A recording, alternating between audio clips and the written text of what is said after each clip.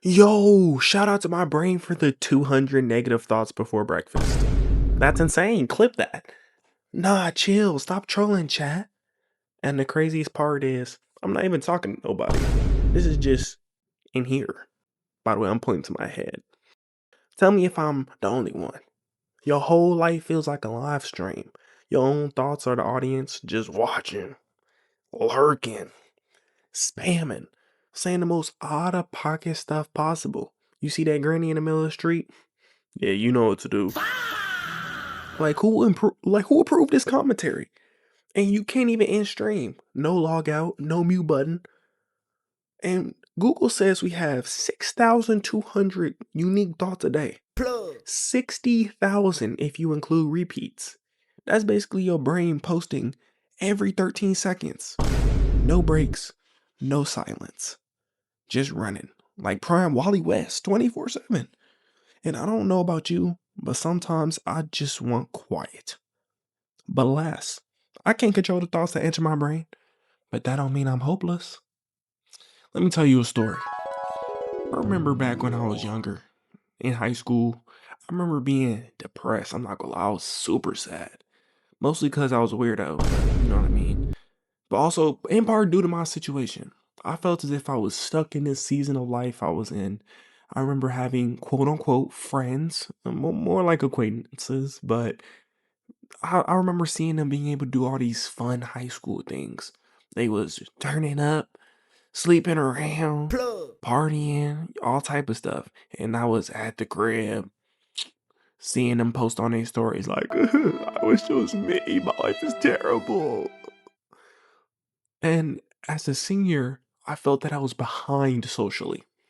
Every day felt like it was 48 hours instead of 24. Every minute felt like an hour. It was terrible. And I couldn't see any light at the end of the tunnel. Mind you, I was one of those guys singing Juice WRLD in the shop. Robbery, yeah, your flaws, yeah, yeah, yeah, yeah, yeah, yeah. You know I hit that. But I was one of those dudes, you know what I mean? Shower stream running directly onto my face like, you took my heartache, all type of stuff, you know what I'm saying? And at that time of my life, the thoughts in my head were just bombarding my mental with terrible things. And by the way, I'm gonna refer to my thoughts as chat for the sake of the video. But at this time in my life, every time I saw in quotes a negative chat, I would dwell on it, agree with it, and read it out loud, like proverbial. Like you know what I'm saying? No, like I wouldn't physically read out loud, but I'm like replaying it in my head. And something that I noticed is that the more often I gave attention to these negative statements, the more often I would see them repeated. And this is low-key scientifically proven as well, and it's called confirmation bias. And simply put, your brain isn't always trying to seek out what's right. A lot of the time, it's just trying to prove that you are correct. For example, have you ever been playing a car game on like a road trip or just been thinking about a car in general and be like, oh man, I really want that kind of car. And then all of a sudden, boom, you start seeing that car everywhere at the gas station, on the other lane in traffic, in your own driveway. Like you never know. But and then another example is you could be playing the game. You could be holding an angle and be like, man, I always die at this spot. And then boom, you always die at that same spot. And both of these examples are confirmation bias. But confirmation bias can be either deadly or beneficial, depending on the way you use it. On one end, you can use it to reinforce those negative beliefs about yourself and legit have a hand in your own spiral. Or you could choose to focus on things to be grateful for or notice more good things, which can have a positive effect on your mental. But my little 17-year-old self was too dull to understand that. I was too busy feeling sorry for myself. But just put my heart on ice, cause I can't breathe. But I'm not gonna lie, I'm giving y'all free samples, but chill. But it wasn't until I made some changes in my own life that helped me shift my focus that I was able to actually improve my mental state. Have you ever heard this statement? Comparison is the thief of joy. Well, if you haven't, you have now. And if you ever like tell somebody else or you telling your kids who said it, make sure you said it was me. Okay, but maybe the principle stands. When I was the most sad, I was spending the most time online. I was correct at Siege and Fortnite. I was on TikTok back when people were saying that it was for weirdos. You know, the whole shebang. And I didn't realize it at that point, but what I thought was helping me distract my life from all the terrible problems I was facing was actually one of the sole proprietors. Because I was just bed rotting and loser maxing while comparing myself to other people's highlights. And all it did was make myself feel worse.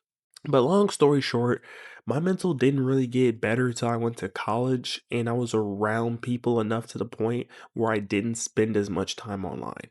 Mind you, I was still a weirdo. I just wasn't a sad emo weirdo. Just a regular weirdo. You know what I'm saying? But I tell you, that story to say maybe it really is that phone. But that's a whole nother video. But fast forward to a more recent time. I was feeling sad about being an adult and working a job. Classic, my life is over. You know what I'm saying? And the chat in my head was not letting me hear the end of it. You're not him, buddy. You might as well go put the fries in the bag. Just hang it up, pal. This is all your life's gonna be. And much more. But I realize the problem isn't as much as where I am, but more so how I perceive myself in comparison to others. And that led me to needing to delete my social medias. I needed to hear myself clearly and not some random dude telling me, "Who's gonna carry the yachts and the barges? Why aren't you making $100,000 a month at 18? You should be doing this as a man. You should be," like, I wasn't trying to hear all that, you know what I'm saying? And all of these videos would seem irrelevant and like they didn't really affect me as I'm scrolling or watching them at the time, but I noticed that they were slowly showing back up in my thought life, grasping for my attention, trying to pull me into a dark place. So I needed to cut it off completely. And it hurt me more than anything. I can't lie, you know what I mean? Cause my TikTok, my Instagram reels, they be going on generational runs with bangers back to back. Like there's some things I'm the first in my bloodline to ever witness in my retinas, and it would be the most hilarious thing I've ever seen. But I had to give it up because my thoughts were filled with other voices telling me where I needed to be, what I should be doing, and a load of other things. And it was getting to a point I couldn't even hear myself in all of the noise, even if the room I was in was completely silent. And that's when I found prayer and meditation.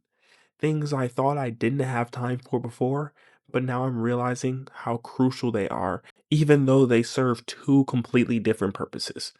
For me, prayer is a time where I can focus on things I'm grateful for and the many blessings I have in my life.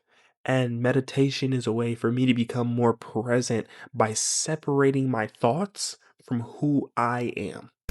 Meditation is different from for everyone.